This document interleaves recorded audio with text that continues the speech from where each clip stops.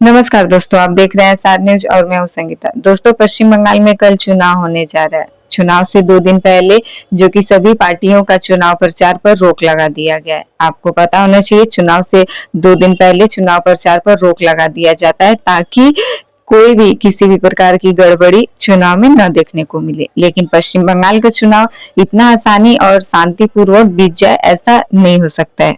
पश्चिम बंगाल के कई जिलों में चुनाव प्रचार के दौरान भारतीय जनता पार्टी और टीएमसी के बीच झड़प देखने को मिली है। कई पार्टी के कार्यकर्ताओं की जो है वह हत्या कर दी गई है। कई पार्टी के लोगों पर जो है गोलीबारी भी चली है। भारतीय जनता पार्टी की जो रैली थी उसमें जय श्री राम का नारा दिया जा रहा था, वहीं मौजूद टीएमसी के कार्यकर्ता ने जय बांग्ला का नारा दे दिया, जिस बात को लेकर दोनों पार्टियों के बीच झड़प हो जाती है। तो इसी प्रकार से पश्चिम बंगाल के कई जिले, कई राज्यों में चुनाव प्रचार के दौरान माहौल जो है वह थोड़ा सा बिगड़ता हुआ दिखाई देता है। और वही जो पश्चिम बंगाल में भारतीय जनता पार्टी और टीएमसी के बीच की टक्कर चल रही थी, खासकर यहाँ पर ममता बनर्जी और शुभेंदु अधिकारी के बीच जो टक्कर हो रही है। भारतीय जनता पार्टी के तमाम नेता पश्चिम बंगाल में आकर रोड शो कर रहे हैं, रैली कर रहे हैं। केंद्रीय मंत्री अमित शाह कई दिनों से बंगाल में ही अपना डेरा जमाकर बैठे हुए। पीएम मोदी भी चुनाव प्रचार के दौरान कई बार बंगाल आकर जा चुके। वहीं उत्तर प्रदेश के सीएम योगी आदित्यनाथ भी बंगाल आकर ममता बनर्जी पर निशाना साधते हैं। तो एक प्रकार से देखा जाए कि जो कल पहले चरण का चुनाव होने जा रहा है बंगाल में, इस बार बंगाल चुनाव जो वह टीएमसी के लिए थोड़ा टफ होने वाला है, क्योंकि ममता बनर्जी, अभिषेक बनर्जी जो दो लोग मिलकर पूरी भारतीय जनता पार्टी का सामना कर रहे हैं। देखना ये कि क्या इस बार पश्चिम बंगाल में टीएमसी अपनी सरकार बना पाती है, क्या वह भारतीय जनता पार्टी को पीछे छोड़ देगी इस बार के चुनाव में। जैसा कि गृह मंत्री अमित शाह अभी कल भी वह चुनाव प्रचार के जब आखिरी दिन वह चुनाव प्रचार कर रहे थे कोलकाता में, तो भी वह ममता बनर्जी पर निशाना साधते हुए कहते हैं कि ममता दीदी कान खोलकर सुन लो, अब पश्चिम बंगाल से तुम्हारे जाने का समय आ चुका है। यानी कि वह ममता बनर्जी को कहते हैं अमित शाह खुल कर कि मैं यहाँ पर ममता दीदी को टाटा बाय बाय करने के लिए आया हूँ। ममता दीदी 4 मई को पश्चिम बंगाल में भारतीय जनता पार्टी की सरकार आ रही है। अब यहाँ से जोड़ा फूल को हटाने की बारी है और पश्चिम बंगाल में कमल को खिलाने की बारी है। 4 मई को भारतीय जनता पार्टी सत्ता में आ रही है और वह सत्ता में आने के बाद जितने भी वादे भारतीय जनता पार्टी कर रही है, नारी सुरक्षा को लेकर, युवाओं के रोजगार को लेकर, घुसपैठियों का मुद्दा जो बनाकर चुनाव लड़ा जा रहा है पश्चिम बंगाल में भारतीय जनता पार्टी की तरफ से, इन सभी पर निशाना साधते हुए केंद्रीय मंत्री अमित शाह ममता बनर्जी को खुलेआम चुनौती दे रहे हैं कि इस बार भारतीय जनता पार्टी की सरकार बन रही है और 4 मई को ममता बनर्जी को टाटा बाय बाय करने का वक्त आ चुका है। बंगाल की जनता पूरा मूड बना लिए पश्चिम बंगाल में बदलाव का।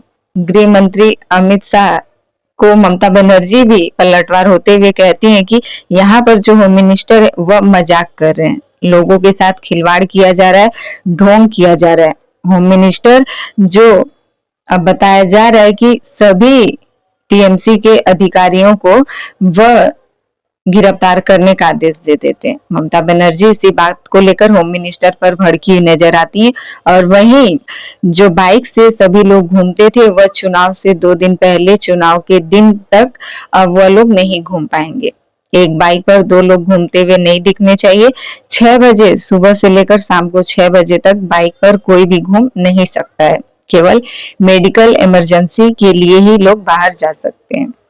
इस पर भी ममता बनर्जी कहती हैं कि यह सब जो है वह खिलवाड़ किया जा रहा है, यह सब मजाक किया जा रहा है।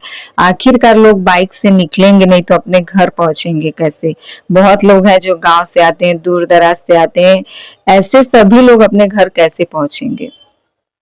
तो ये सब बातों का कोई फायदा नहीं है ममता। वही देखा जाए तो पश्चिम बंगाल में चुनावी माहौल के बीच ममता बनर्जी के ऊपर बार बार सुप्रीम कोर्ट का आदेश, बार बार सुप्रीम कोर्ट का फटकार, यह सब भी कोई आम बात नहीं है।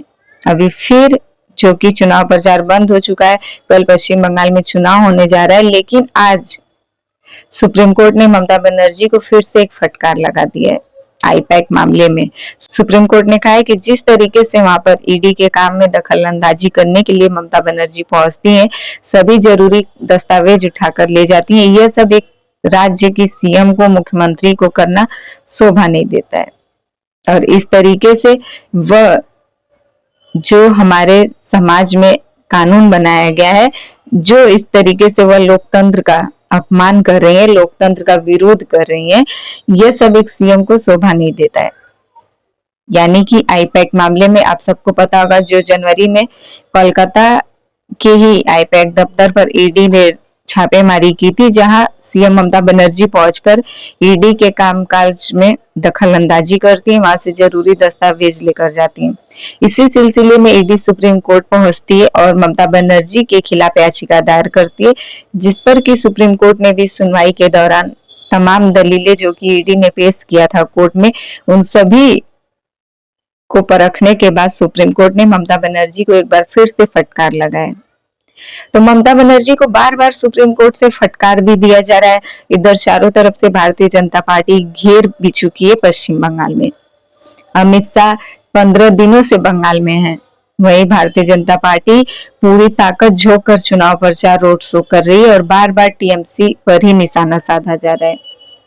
जो भी भारतीय जनता पार्टी की तरफ से आ रहा है बंगाल में, वह टीएमसी ममता बनर्जी को सुनाकर चला जा रहा है। देखना ये कि क्या ममता बनर्जी इतनी कमजोर पड़ रही है कि वह इस बार सत्ता से बाहर चली जाएंगी। कल पहले चरण का चुनाव होगा, फाइनल जो वह 29 तारीख को, और 4 मई को जो रिजल्ट होगा वह वाकई देखने लायक होगा। आखिरकार भारतीय जनता पार्टी इतने दावे के साथ कैसे कह सकती है कि भारतीय जनता पार्टी इस बार पश्चिम बंगाल में सत्ता में आ रही है। भारतीय जनता पार्टी इतने दावे से कैसे कह सकती है कि वह पश्चिम बंगाल से टीएमसी का सफाया करने जा रही है। अमित शाह खुलेआम चैलेंज देते हैं ममता बनर्जी को कि वह उनको टाटा बाय बाय करने के लिए आ रहे हैं। 4 मई को टीएमसी जो वह बंगाल से बाहर चली जाएगी। घुसपैठियों का भी मुद्दा उठाते अमित शाह कहते हैं कि ना ही बॉर्डर पर फेंसिंग के लिए जमीन दिया जा रहा है और ना ही यहाँ पर घुसपैठियों का आना बंद हो रहा है। वह कहते हैं कि अगर हमारी सरकार पश्चिम बंगाल में, अगर भारतीय जनता पार्टी की सरकार आती है तो यहाँ पर घुसपैठिए तो क्या परिंदा भी पैर नहीं मार पाएगा। युवाओं से रोजगार का वादा, महिलाओं से महिला सुरक्षा का वादा कि 12 साल की लड़की भी रात को जो वह स्कूटी लेकर बाहर निकल सकती है। महिला सुरक्षा का वादा, महिलाओं को जो है हर महीने 3000 रुपए देने का वादा। यहाँ तक कि वो लोग महिलाओं को हर महीना 3000 रुपए देने का वादा करते हैं, लेकिन महिला वोटर्स जो है वह देखना है कि किसके पक्ष में जाता है। पश्चिम बंगाल में सत्ता में आने के लिए महिला वोटर्स का भी खास ख्याल रखा जाता है। पश्चिम बंगाल में महिलाओं का वोट जिसके तरफ, वह सत्ता में आसानी से आ सकता है। वहीं हुमायूं कबीर बाबरी मस्जिद को भी निशाना साध देते हैं अमित शाह। कहते हैं कि उनके चेले हुमायूं कबीर, जो कि उनके साथ मिलकर टीएमसी पार्टी से निकले हुए हुमायूं कबीर, जो कि नई पार्टी, यह सब करना एक दिखावा है, चुनाव लड़ना ममता बनर्जी के खिलाफ, यह सब एक दिखावा है। बल्कि वह उनके साथ मिलकर पश्चिम बंगाल में बाबरी मस्जिद बनाने जा रहे हैं, लेकिन भारतीय जनता पार्टी आने पर पश्चिम बंगाल में या भारतीय जनता पार्टी की सरकार बनने पर बाबरी मस्जिद नहीं बनने देंगे। जनता के चुने जाने पर प्रधानमंत्री हमारे देश के दूसरी बार नरेंद्र मोदी जो है वह देश के दूसरी बार प्रधानमंत्री बने हैं। वहीं अगर बंगाल में भी भारतीय जनता पार्टी की सरकार बनती है तो बाबरी मस्जिद तो नहीं बनेगा। बंगाल भी भारत के अंदर आता है और हम पश्चिम बंगाल में बाबरी मस्जिद किसी कीमत पर नहीं बनने देंगे। तो तमाम ऐसे भारतीय जनता पार्टी आरोप लगा रही है ममता बनर्जी पर, और ममता बनर्जी भी पलटवार होती हैं। अभिषेक बनर्जी भी भारतीय जनता पार्टी को उनका रास्ता दिखाती है। लेकिन देखना यह है कि दोनों पार्टियों के बीच जो जोरदार टक्कर चल रही है, बयानबाजी चल रही है, आरोप प्रत्यारोप का सिलसिला चल रहा है, यह 4 मई को कैसे थमता है। 4 मई को किसकी सरकार बनती है, इन सभी को लेकर आपकी क्या राय है। क्या आपको लगता है कि पश्चिम बंगाल में बदलाव होना चाहिए? क्या आपको लगता है कि पश्चिम बंगाल में भारतीय जनता पार्टी की सरकार बननी चाहिए, या फिर ममता बनर्जी जो कि 3 बार से यहाँ सत्ता में रह रही है, इस बार फिर से ममता बनर्जी पश्चिम बंगाल की ही सीएम बनने जा रही है? इन सभी को लेकर आपकी क्या राय है कमेंट करके जरूर बताइएगा। हमारे चैनल पे नए हैं तो प्लीज हमारे चैनल को सब्सक्राइब कर दें और वीडियो पसंद आए तो लाइक कमेंट जरूर कीजिएगा।